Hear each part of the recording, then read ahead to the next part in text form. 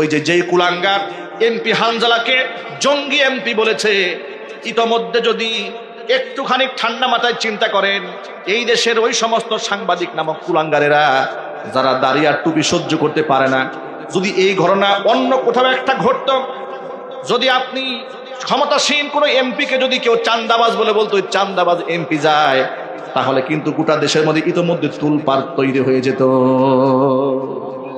ঠিক কিনা? একটা মহিলা এমপি যাচ্ছে, যদি কেউ পিছন থেকে ডাক দিয়ে বলতো যে একটা মাল যায়, তাহলে সাংবাদিকদের মাথা নষ্ট হয়ে যেত। কথা ঠিক না ঠিক যদি বলেন? কিন্তু এমপি হানজালাকে জঙ্গি বলা হলো, এখনো পর্যন্ত উদ্ঘাটন করা হচ্ছে না কে তাকে জঙ্গি বলল।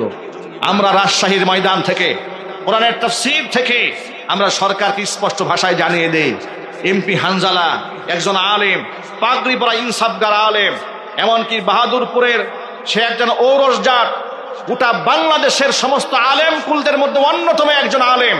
তাকে যখন জঙ্গি বলা হয়েছে, কে বলেছে সেই তথ্য উদ্ঘাটন করে জাতির সামনে প্রকাশ করতে হবে। কথা ঠিক না বেরিয়ে চিৎকার দিয়ে বলেন। এই জঙ্গিবাদের নাটক, জঙ্গি জঙ্গি খেলা শুরু করেছিল খুনি হাসিনা। এই ঘটনা প্রমাণ করে খুনি হাসিনা পালিয়ে গেলে ওদের নাতিপুতিরা এখনো দেশে আছে। কিন্তু তাদেরকে আমরা মেসেজ দিতে চাই, আলেম ওলামাদেরকে জঙ্গি বলে তোমরা এই দেশের মাটিতে আর কোনোদিন রাজনীতি করতে পারবে না। কথা বলতে হবে, ঠিক না ঠিক জোরে বলেন। আলেম ওলামাদেরকে আপনারা কেন এই ধরনের ভাষায় কথা বলবেন? আলেমদেরকে বন্ধু বানান, আলেমরা নবীগণের ওয়ারিস। আল্লাহর হাবিব রাহমাতুল লিল আলামিন বলেছেন, ইন্নামাল উলামাউ ওয়ারাসাতুল আমবিয়া ওয়া ইন্নাল আমবিয়া লাম ইউওয়ারিসু দিনারা ওয়ালা দিরহামা বাল ওয়ারাসুল ইলমা। নবী করিম সাল্লাল্লাহু আলাইহি সাল্লাম বলেছেন, তাম দুনিয়ার সমস্ত আলেমরা হচ্ছেন নবীগণের ওয়ারিস।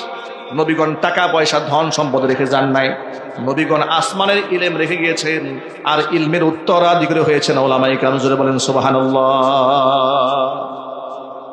কিয়ামতের ময়দানে তিন শ্রেণী আল্লাহর দরবারে সুপারিশ করবেন। ইয়াশফাউ ইয়াউমাল কিয়ামাতি সালাসাতুন। এক নাম্বার আল আম্বিয়া, নবীগণ আল্লাহর দরবারে সুপারিশ করবেন। দুই নাম্বার সুম্মাল উলামা, আলেমরা সুপারিশ করবেন। তিন নাম্বার সুম্মাশ শুহাদা, শহীদরা আল্লাহর দরবারে মানুষের জন্য সুপারিশ করবে।